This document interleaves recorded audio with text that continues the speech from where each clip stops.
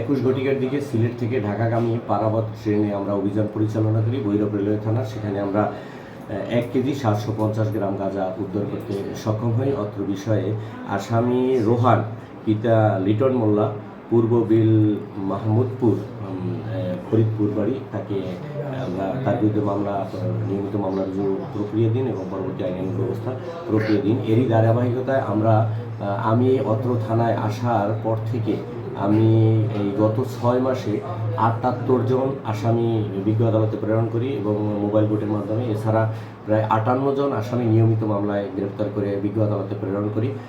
এছাড়া এখানে কয়েকটি চাঞ্চল্যকর ঘটনা ঘটেছিল, আপনারা জানেন। 1 নম্বর হচ্ছে যে জেলার দাবিতে একটা রেল গাড়ি বন্ধ করার একটা এই বিষয় ছিল। সেখানে আপনাদের সহায়তা, আপনাদের সর্বাত্মক সহায়তায় আমরা ক্যাজুয়ালিটি বিহীনই আমরা সুন্দরভাবে সেটা ওভারকাম করতে সক্ষম হই। মামলা হয়, যারা পাথর নিক্ষেপ করে, এবং তাদের ওই মামলা আমরা আসামি গ্রেপ্তারপূর্বক চার্জশিট প্রদান করি। এছাড়া আরেকটি চাঞ্চল্যকর ঘটনা ঘটে, সেটা হচ্ছে আবু সুফিয়ান হত্যা মামলা। সেই হত্যা মামলায় 10 জন আসামি ছিল, 9 জন আমরা গ্রেপ্তার করি, আলামত উদ্ধার করি। 164 ধারা ফৌজদারি কার্যবিধি মোতাবেক 164 যেটা বলে বিজ্ঞ আদালতের মাধ্যমে আমরা গ্রহণ করি। এছাড়া আরেকটি চাঞ্চল্যকর ঘটনা ঘটেছিল কয়েকদিন পূর্বে, যে আপনারা জানেন যে ফুটবল খেলাকে কেন্দ্র করে একটা হচ্ছে ফুটবল খেলা হয়েছিল পঞ্চবটি এবং জগন্নাথপুরের মধ্যে। এই বিরোধ নিয়ে থমথমে অবস্থা বিরাজ করতেছে। সেই ঘটনায়ও ক্যাজুয়ালিটিবিহীন আমরা সুন্দরভাবে সে বিষয়টা আপনাদের মাধ্যমে, ইভেন আপনাদের এমন সাংবাদিক ছিল যারা হেলমেট পরে লাইফ রিস্ক নিয়ে লিডিং করছে এবং আমার সাথে সম্মুখ সারিতে থেকে তারা সুন্দরভাবে নিয়ন্ত্রণ করছে। এর মধ্যে আমার প্রবীণ এক সাংবাদিক, সে হচ্ছে এই যে ফজলু ভাই সহ আরও বিভিন্ন সাংবাদিকরা হেল্প করছে।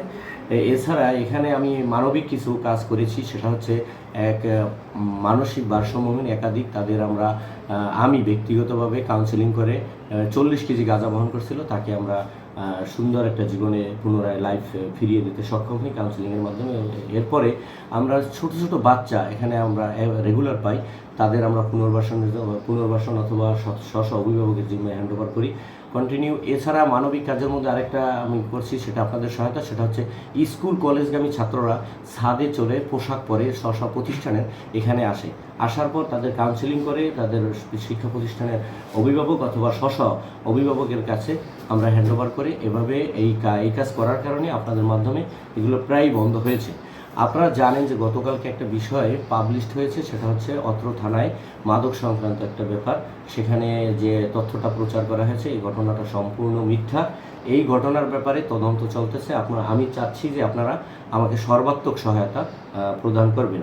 আমার জানা মতে রেলওয়ে স্টেশনে পর্যাপ্ত লাইটিংয়ের ব্যবস্থা আছে, তারপরে সিসি ক্যামেরা আছে, সারা রাত্র দিন লোক থাকে, সাক্ষী থাকে। তো এই ধরনের ঘটনা ঘটলে অবশ্যই আমি ব্যক্তিগতভাবে জানতাম। তারপরও যদি আপনাদের কাছে কোনো তথ্য থাকে, আমাদের ঊর্ধ্বতন কর্তৃপক্ষ আসবে, তাদের সর্বোচ্চ সহায়তা করবেন।